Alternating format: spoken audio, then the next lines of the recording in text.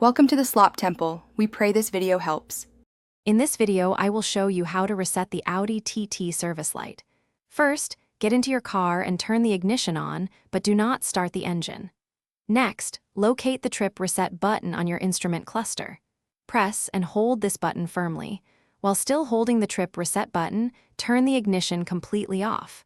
Keep holding the button for about 10 to 15 seconds. After holding the button for the specified time, you can now release the trip reset button. With the button released, turn your ignition back on. At this point, the service light should no longer be illuminated on your dashboard.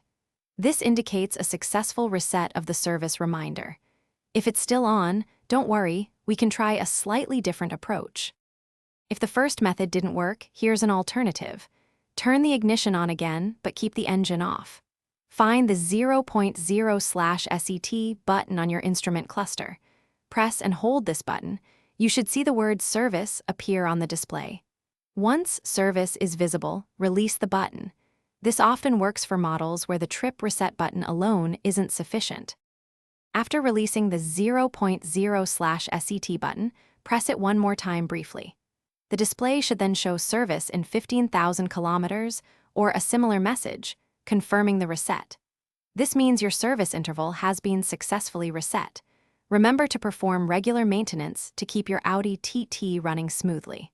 Also, be sure to check the description below for a link to the new Kindle Paperwhite and other great deals. Thanks for watching. Consider subscribing if we helped you.